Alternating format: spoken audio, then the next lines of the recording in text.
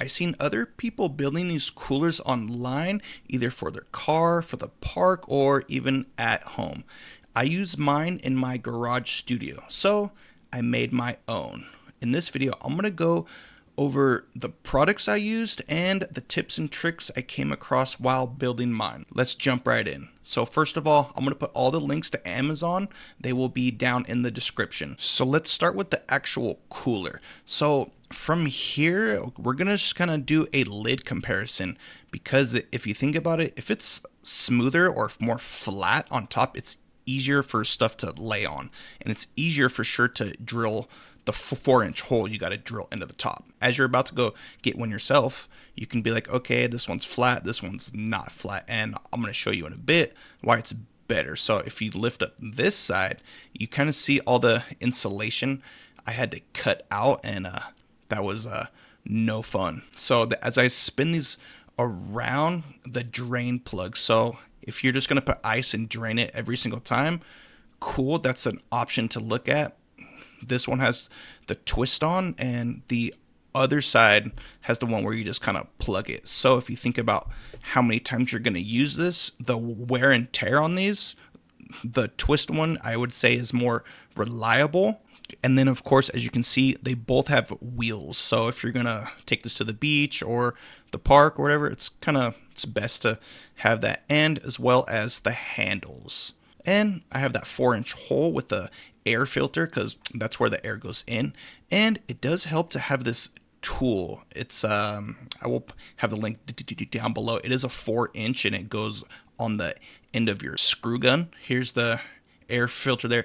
You don't need that, but it does help to keep your water somewhat clean. Here's what holds the actual blower on the actual cooler. I just have command strips, and I have it up to a piece of wood, and it's screwed in, and it's fine. It's not gonna go anywhere. But here's the brand. It's a SeaFlow. I do have the 4-incher. It's a 270 CFM. I wanted to get something bigger, so I don't have to be like, oh, I don't have enough air coming out, right? So now here's where the flex vent hose goes through. So the hole up on the top is it's a 4-inch hole, but it's got a pipe. I just put some sealant around it, so it's got a good seal.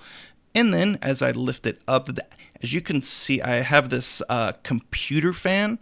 It is held on by zip ties, right? And there's screws on, I guess, 4 sides of it.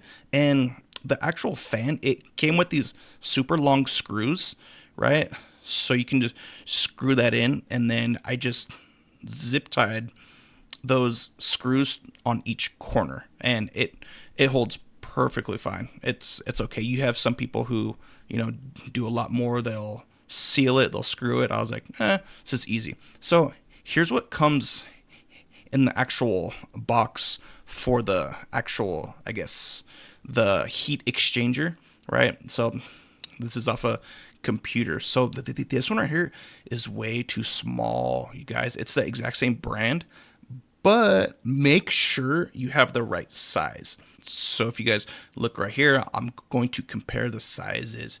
You guys, it's so much smaller than that one. Here's one for a 3-inch.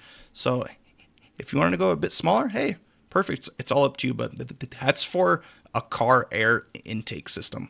And here's how it would actually look if you're going to go a bit smaller. I would say it works perfectly fine if you're trying to save a little bit of money, but it's not much if you go up from 3-inch to 4-inch. It's a couple dollars.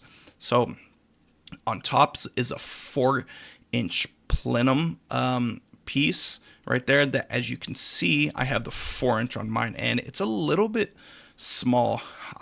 I wanted the heat exchanger to cover the whole, I guess, exhaust that's going out to you. So now here's the pond pump. So it has 3 speeds, which is super cool, and I have it set to, I guess, speed 2, because if you have it on speed 1, it won't have the water go up, so it's not as powerful. So up on this flex hose, it does have insulation on it, which is awesome. But yeah, you just kind of put it over the, I guess, exhaust port of the pipe and it comes out and you're good to go. And it is held in by duct tape around there. So now we're going to hop into the electrical.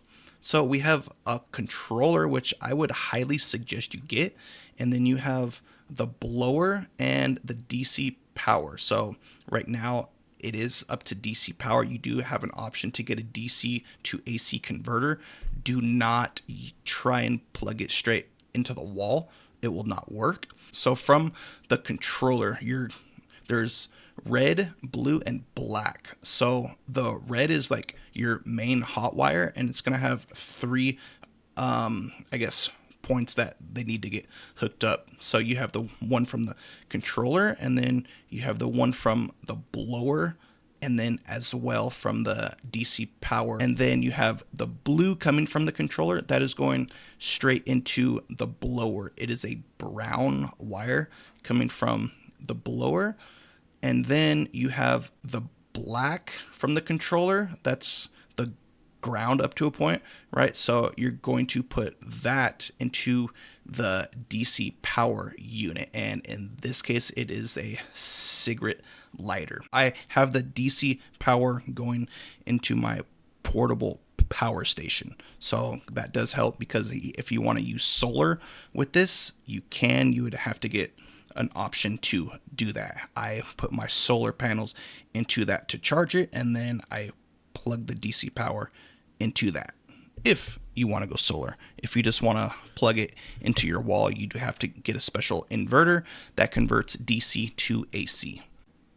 And here's how it looks live on my actual unit here. So as you can see, all the connections. If you're going to do something like this, I would have it heat shrinked and soldered and all that stuff, so you don't get any water if you spill ice or a drink or what have you. And I do have the wire coming from the pond power out to its own plug. So if you wanted to do it all in one, you would have to splice that into it, but I just have two. I just wanted to kind of make it super simple-ish. Here's a quick look at the speed controllers, and again, I would say to get the one I already have installed, all because of how it's built. Like, it's just it just looks a lot bigger. And if you wanted to install a box around that, you could, to have it more sleek, and if you spill water on it, XYZ, cool. But this one right here I have in my hand, it is trash compared to that one. I would say it cost me about $100 depending on what you get, but make sure to watch these videos on the screen. It's actually going to test this out against an actual AC. Let's go. And how loud it is. All right, so you can hear so that, right? have a great rest of your day.